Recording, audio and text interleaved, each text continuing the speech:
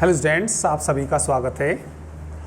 चलिए, हमने पिछले टाइम पे 4.1 कंप्लीट कर ली थी और 4.2 आपके सिलेबस में नहीं है। वैसे तो मैंने उसके कुछ गुणधर्म लिखा दी थी आपको दो, ठीक है, तो वो भी आपके सिलेबस में नहीं है। तो आज हम नई एक्सरसाइज यानी कि 4.3 के लिए त्रिभुज का क्षेत्रफल पढ़ेंगे।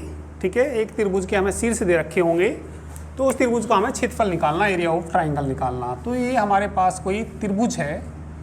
चलिए, हमने एक त्रिभुज बना लिया, ये एक ट्राइंगल बना लिया जिसके शीर्ष दे रखे होंगे। इसका शीर्ष ये दे रखा है x1 y1, ये b दे दिया इन्होंने x2, y2, और ये c दे दिया x3 y3। ठीक है, तो मान लेंगे, माना एक त्रिभुज ABC है, माना एक त्रिभुज ABC है, ABC है, जिसके शीर्षों के निर्देशांक,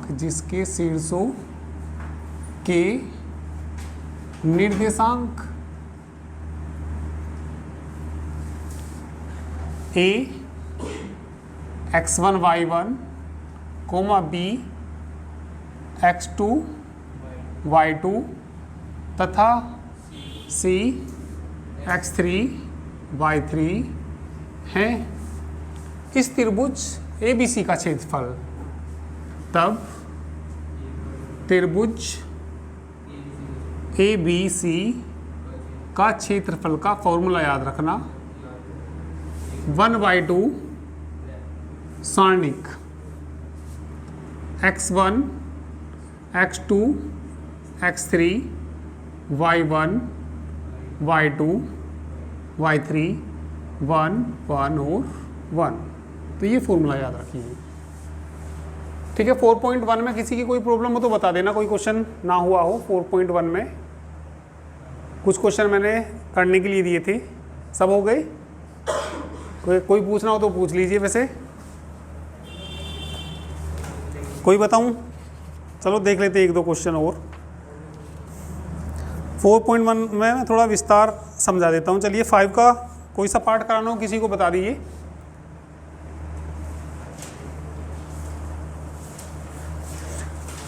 या 6 कराना हो, 6 करा देता हूं। चलो एक बार पहले 6, चलो पहले फार्मूला नोट कर लो, फिर बता दूंगा मैं। एक मिनट जरा फिर देख लीजिए। एक त्रिभुज दिया होगा, त्रिभुज के शीर्ष क्या दे रखे होंगे, x1 y1, b क्या दे रखे होंगे x2 y2, c क्या दे रखे होंगे x3 y3। तब इस त्रिभुज ABC का क्षेत्रफल क्या होता है, 1/2 x1 x2 x3 y1 y2 y3 1 1 1। और ये जो क्षेत्रफल आता है, किसी भी त्रिभुज का क्षेत्रफल हमेशा पॉजिटिव होता है। कभी कभी मान लिया सोल्व करके माइनस भी आ गया गलती से, तो वो कैसा लेंगे, उसको नेगलेक्ट कर देंगे माइनस चिन्ह को। तो ऋण चिन्ह छोड़ने पर जो एरिया आएगा किसी भी ट्राइंगल का, वो हमेशा कैसा होता है, पॉजिटिव होता है। ठीक है, अब देखिए, मान लिया कोई 3 बिंदु दे रखे इस तरीके से, और ये एक रेखा में है x1 y1, ये मान लिया B पॉइंट है, x2 y2 ये C पॉइंट है, x3 y3। भाई ये 3 बिंदु है, क्या 3 बिंदु एक त्रिभुज बना देंगी? नहीं बनाएंगे, एक लाइन में होंगे। तो जब 3 बिंदु एक लाइन में होते हैं तब त्रिभुज ABC का क्षेत्रफल 0 होता है। तो ये भी नोट करके रखना, यदि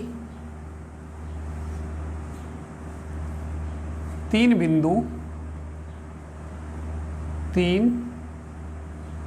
बिंदु A x1 y1, B x2 y2 तथा C x3 y3 सरेख हैं, तब त्रिभुज ABC का क्षेत्रफल किसके बराबर आएगा, 0 के। यानी कि 1/2 x1 x2 x3 y1 y2 y3 1 1 1 is equal to किसके बराबर आएगा, 0 के। भाई जब ये तीनों बिंदु कैसे हों, सरेख। सरेख का मतलब कैसा, एक लाइन में हो, तब त्रिभुज ABC का क्षेत्रफल कैसा आएगा, 0। या त्रिभुज ABC का क्षेत्रफल 0 होगा तो वे दिए गए बिंदु कैसे होंगे, सरेख होंगे। ठीक है, तो इसको भी नोट कर लीजिए।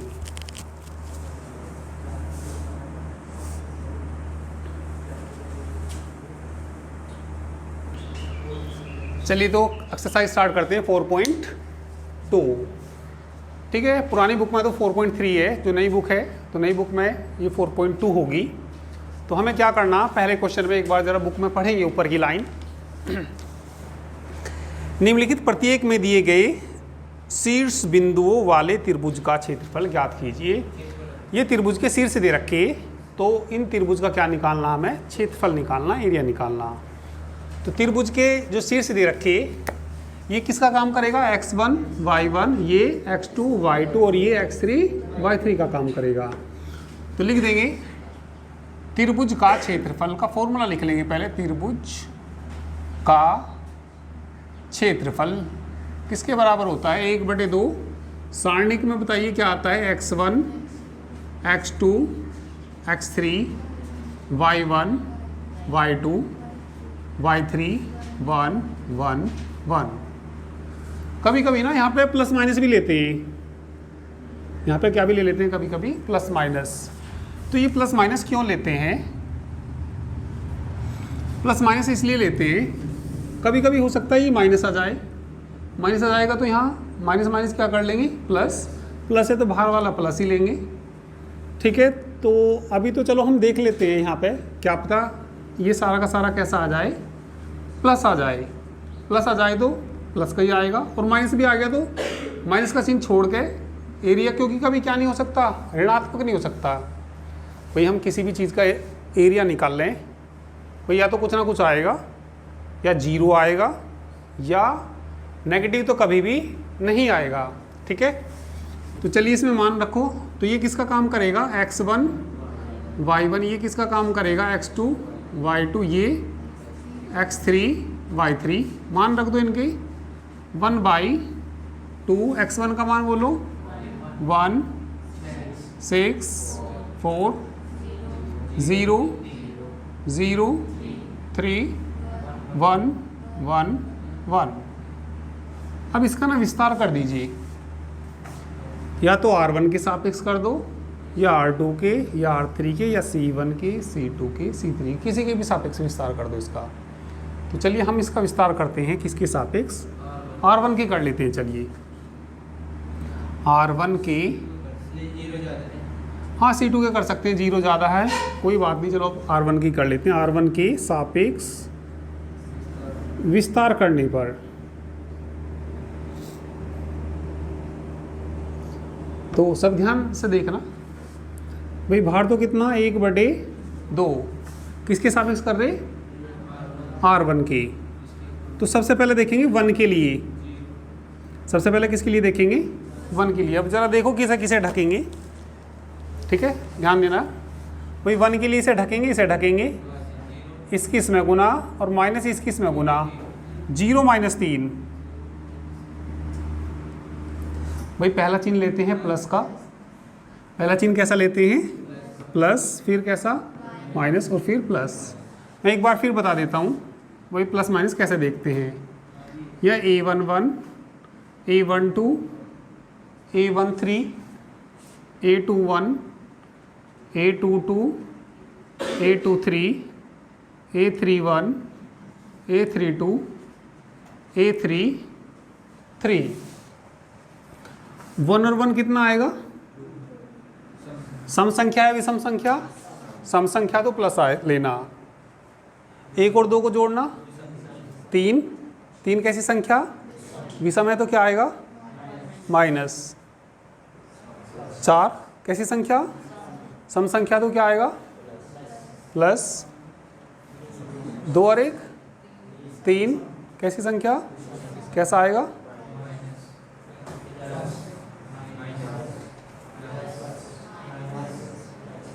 ठीक है। तो मैं जैसे इसके लिए देख रहा है ना, तो ये बताओ इसके लिए प्लस लेना माइनस लेना, प्लस लेना। अब जीरो के लिए देखना मुझे कैसा आएगा। अब जीरो है, जीरो की गुणा में कुछ भी रखेंगे सब जीरो आएगा, तो इसका हिसाब किताब लगाने की जरूरत है या नहीं है। भाई जीरो गुणा में कुछ भी आएगा तो जीरो ही हो जाएगा। अब ज़रा किसका लिए देखेंगे, इस वन के लिए देखेंगे। तो इस वन के लिए देखेंगे तो बताना 18। भाई पहले इसकी, पहले गलती से इसकी मत कर देना, है ना। हाँ बताना 18 माइनस 0। तो ये 1/2 कितना बचा -3 और प्लस के कितना 18 में से 3 घटा दीजिए, तो 1/2 यानी कि 15/2 वर्ग इकाई। क्षेत्रफल को वर्ग इकाई में लिखते हैं, तो ये इसका क्षेत्रफल आ गया। ठीक है, जिस त्रिभुज के शीर्ष ये हैं, तो ये त्रिभुज का क्या है, ये क्षेत्रफल। ठीक है,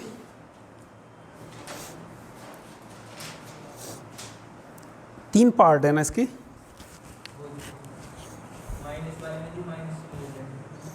माइनस वाला चलो एक थर्ड करा दूंगा, या कर लोगे थर्ड वाला पार्ट भी। हो जाना चाहिए वैसे तो, नहीं होगा तो बता देना, कोई नहीं। पर तुम लोग बताते भी तो नहीं हो। अब पहले में नहीं 4.1 में पता नहीं तुमने कितने करे कितने नहीं करे, सब कर लिए या भी करके भी नहीं देखे।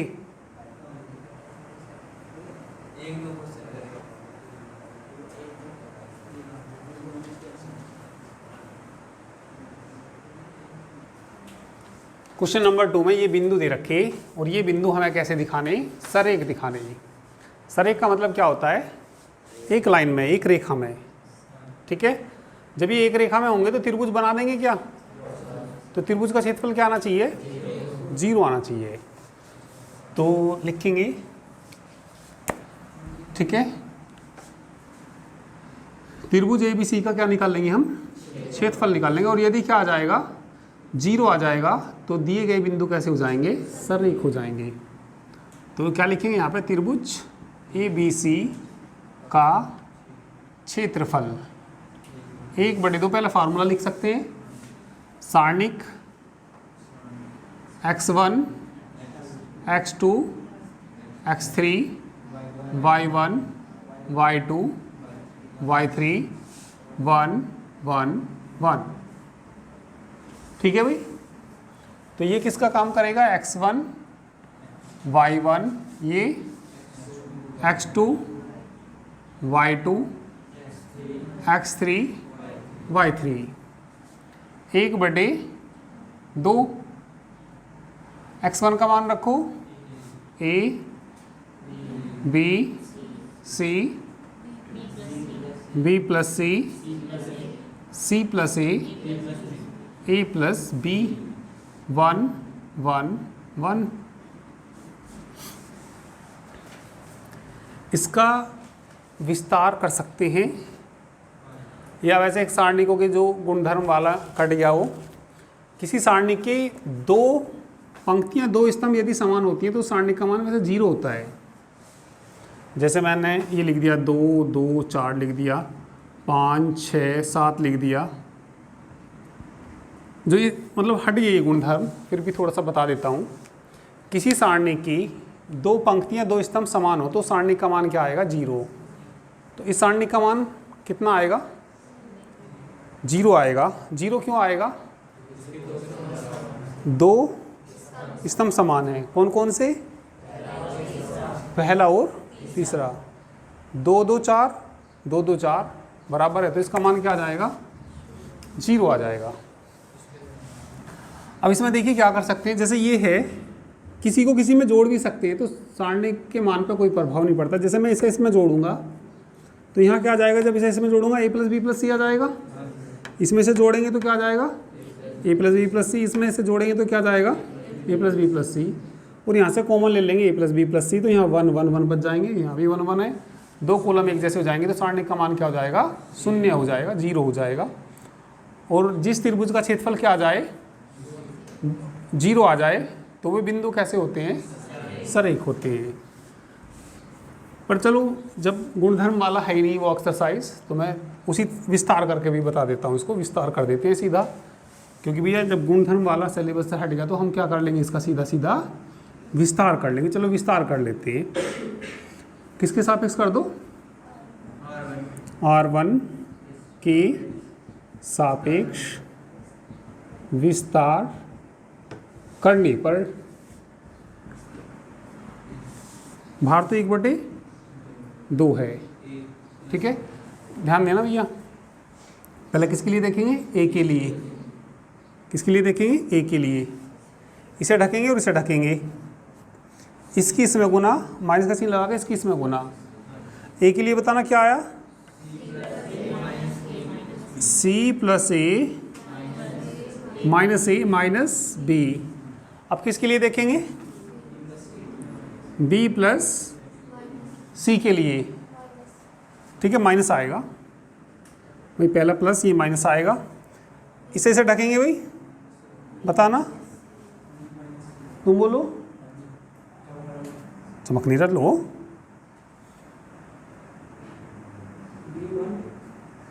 इसकी इसमें गुना, हाँ B और 1 की गुना B आएगी, B माइनस C, कितना, B माइनस C।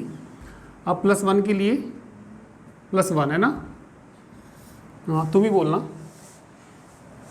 इसे ढक भाई, 1 के नीचे का और 1 के सामने का इधर का ढकते हैं। चलो ये ढक दिया, बोलो, B इंटू, अरे इन दोनों गुना होगी, B इंटू कितना, A प्लस B, फिर माइनस आएगा, आगे बोलो,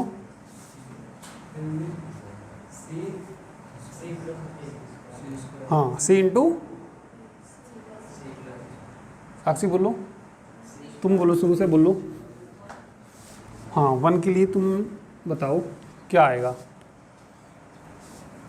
ऐसे ढकते हैं इसको, पहले इसकी इसमें गुना, माइनस का चिन्ह लगा के इसकी इसमें गुना, बोलो भाई, इसकी इसमें गुना, B इंटू कितना, हाँ सही है,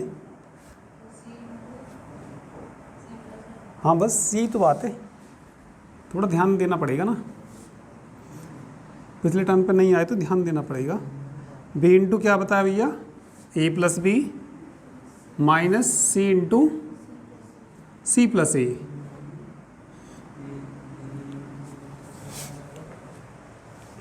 A से नहीं कट जाएगा, तो भार तो कितना, 1/2। A के अंदर गुना करना,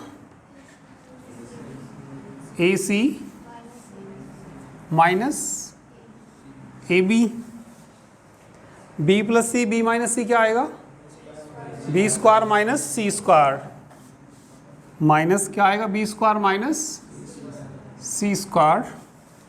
B के अंदर गुना करना,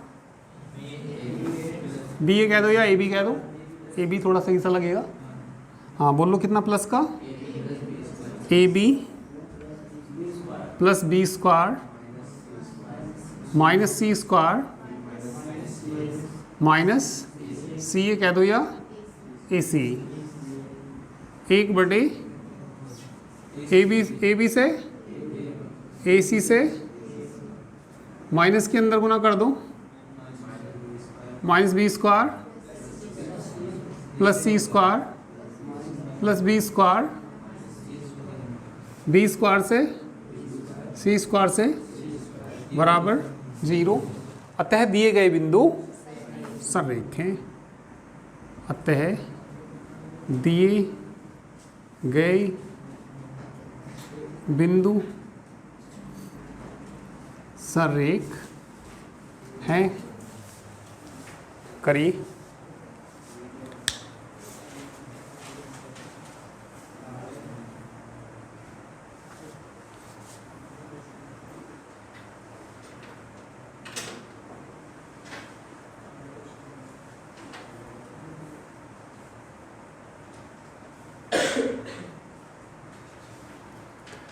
इसको दूसरे तरीके से भी देख लीजिए, गुणधर्म का प्रयोग करके पहले कैसे करते थे। अब तो तुम ऐसे ही करना, वैसे आएगा तो क्वेश्चन ही ऐसे ही करना इसको,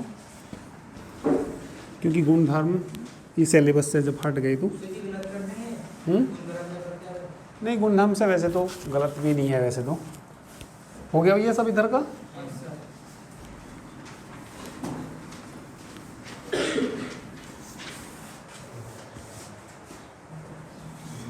देखिए क्या करते थे इसमें, ये हमारे पास क्या है, ये तो C1 है, C2 और ये क्या है C3।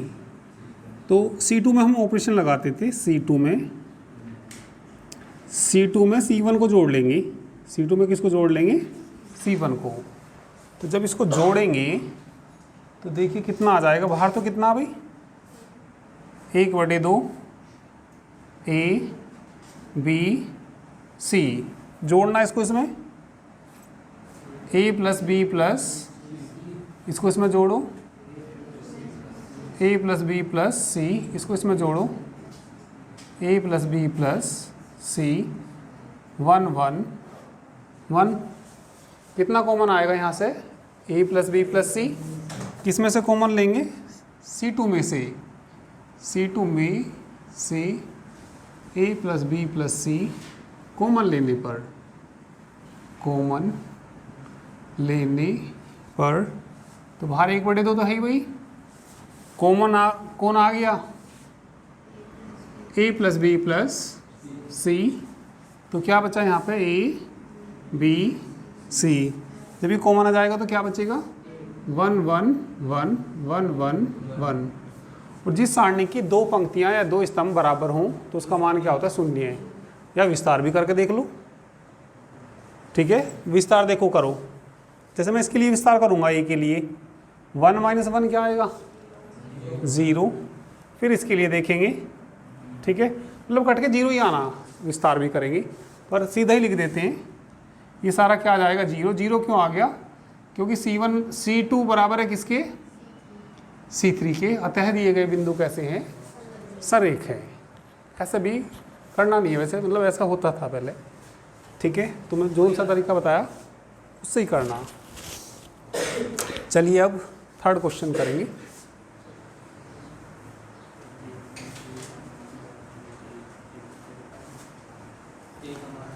प्रत्येक में k का मान ज्ञात कीजिए। दो पार्ट दे रखे हमें, तो प्रत्येक में किसका मान निकालना, हमें k का मान निकालना। यदि त्रिभुज का क्षेत्रफल कितना दे रखा, 4 वर्ग इकाई, जहाँ शीर्ष बिंदु ये दे रखे, पहले फर्स्ट पार्ट कर रहे, तो शीर्ष बिंदु ये दे रखे, और इस त्रिभुज का क्षेत्रफल कितना दे रखा 4 वर्ग इकाई, तो लिख देंगे त्रिभुज का क्षेत्रफल बराबर, त्रिभुज का क्षेत्रफल बराबर कितना दे रखा 4 वर्ग इकाई। त्रिभुज के क्षेत्रफल का फॉर्मूला बोलिए, 1/2 सारणिक x1 x2 x3 y1 y2 y3 1 1 1 is equal to 4। यहाँ पे लेना प्लस माइनस क्यों लेना यहाँ पे, क्योंकि इसमें k दे रखा।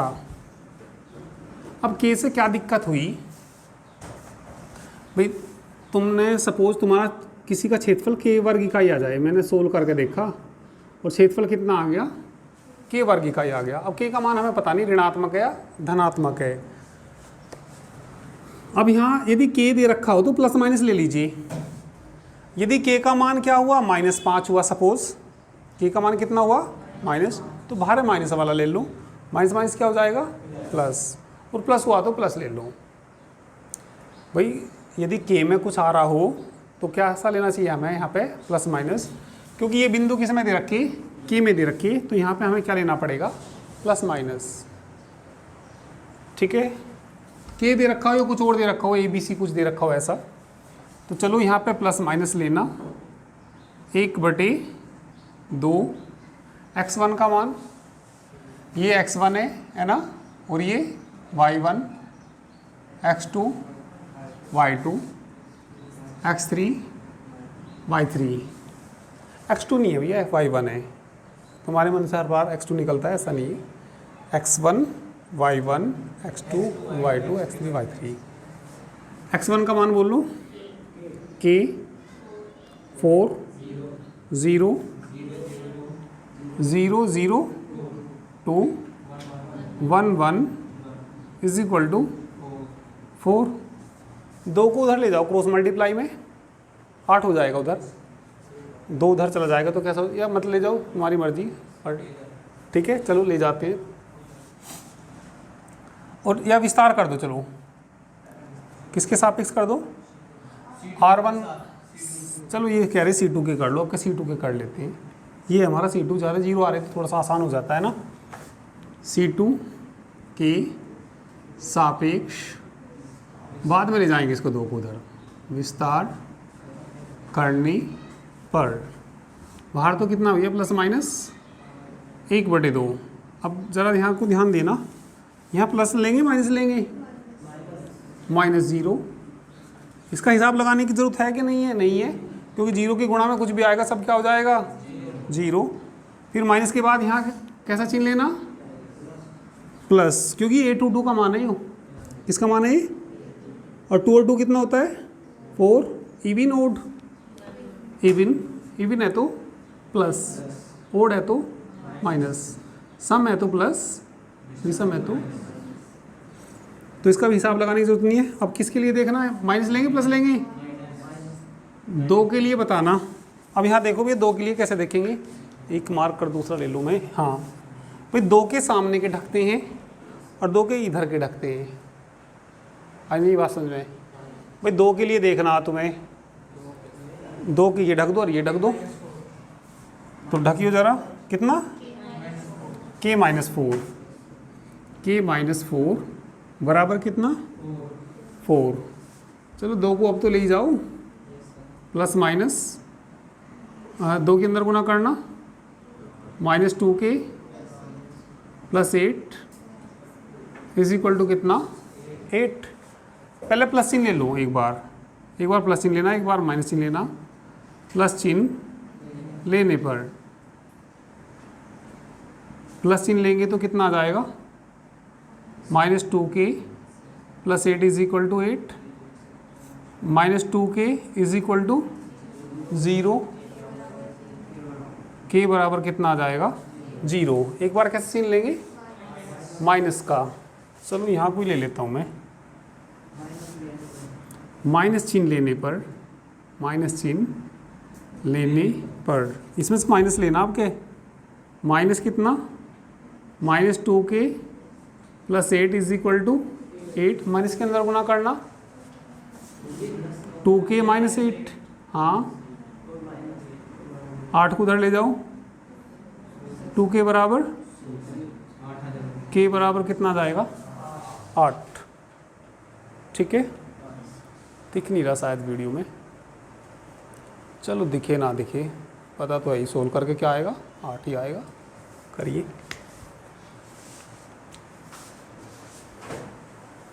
तो k के 2 मान आए, एक 0 आया और एक 8 आया।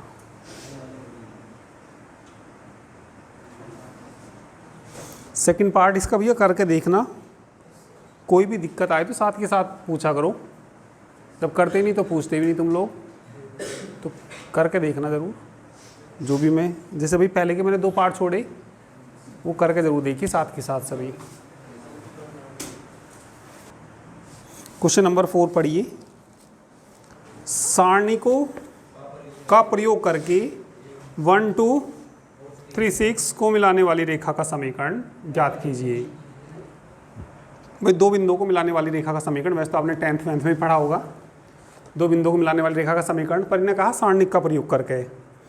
यदि सारणिक का प्रयोग ना करने के लिए कहता तो तुम्हें 10वीं की बात याद होगी कुछ, 2 बिंदुओं को मिलाने वाले, याद भी है, हाँ जी वैसी हो रही, बताना।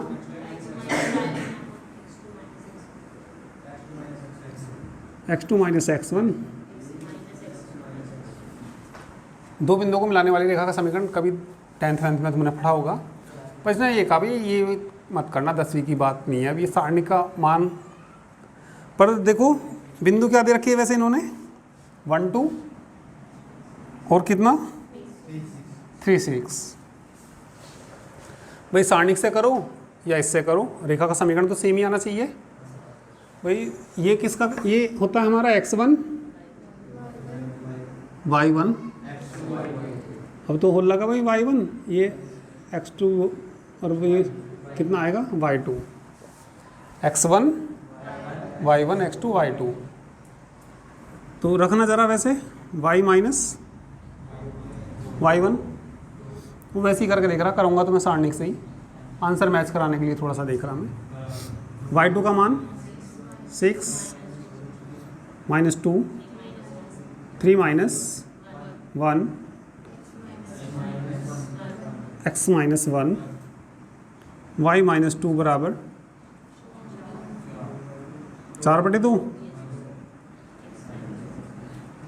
2 दूनी y माइनस 2 के अंदर गुना कर दो,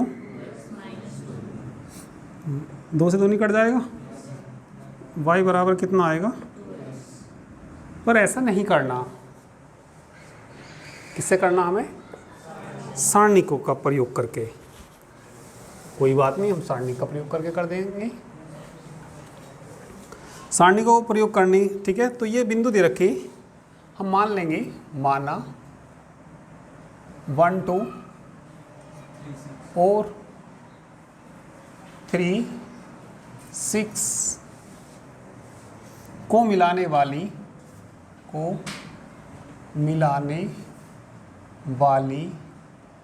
रेखा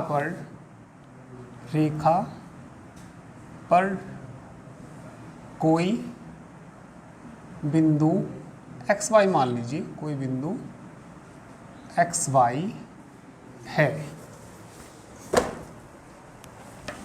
ये सब चक्कर छोड़िए, 10वीं की बातें छोड़िए। हमने मान लिया कोई रेखा किस किस को मिला रही, 1 2 और कितना 3 6 को मिलाने वाली रेखा पर कोई बिंदु, क्या मान लिया मैंने, कहीं भी मान लो, आगे मान लो, यही मान लो, आगे था वो, आगे मान लो, चलो आगे, ये कितना, ये वाला बिंदु 3 6, इसी पे कहीं आगे क्या मान लिया, कोई बिंदु xy, किधर ही मान लो। अब तुम ये बताओ, ये तीनों बिंदु सरेख है या नहीं है, सरेख है तो त्रिभुज का क्षेत्रफल क्या आएगा, 0 आएगा। तो लिख देंगे भाई, चूंकि बिंदु कौन कौन से, 1 2 3 6 और xy सरेख हैं, तब इनसे बने त्रिभुज का क्षेत्रफल बराबर 0। तब इनसे बने त्रिभुज का क्षेत्रफल किसके बराबर आएगा, 0 की। फॉर्मूला बोलना, 1/2 x1 x2 y1 y2 y3 1 1 is equal to कितना, 0। 2 तो 0 में चला जाएगा ये, ठीक है। x1 का मान बोल लो, ये किसका काम करेगा, x1 y1 x2 y2 x3 y3, हाँ बोलो, 1 3 x 2 6 1 1 इज इक्वल टू कितना, 0। विस्तार कर दीजिए, इसके सापेक्ष r1 के सापेक्ष विस्तार करने पर, ये r1 है ना, पहले 1 के लिए बोलना भैया, 6 माइनस वाई, 6 माइनस वाई, फिर माइनस का चिन्ह आएगा, माइनस के 2 के लिए बोलना, कितना, 3 माइनस एक्स, सही है, 3 माइनस एक्स। अब किसके लिए? प्लस के 1 के लिए बोलना। 3y minus 6x, 3y minus is equal to 0। भाई आंसर क्या आना चाहिए? y minus 2x। अरे अभी थोड़ी देर पहले ना आया? y माइनस 2x आना चाहिए इसे सोल्व करके। भाई दो बिंदुओं को मिलाने वाली रेखा का समीकरण थोड़ी देर पहले क्या आया 10वीं के तरीके से? y बराबर 2x आया, तो यहाँ भी y बराबर 2x ही आना चाहिए, क्योंकि रेखा तो वही है। कितना? 6 माइनस y,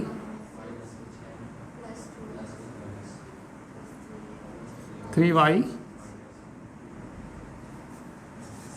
ठीक है। इसमें से घटाना, 6 से 6 कट गया, 2y है ना, इसमें से घटाना minus 4x is equal to 0, 2y equal to y equal to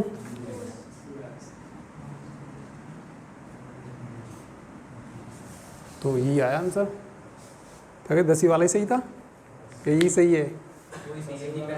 पहले वाला सही है, पर करना इसी से ही पड़ेगा। वो लिख के देगा कि भैया सारणी के तरीके से करिए, तो सारणी के तरीके से करना ही पड़ेगा, उस पर ना देने का एक भी नंबर।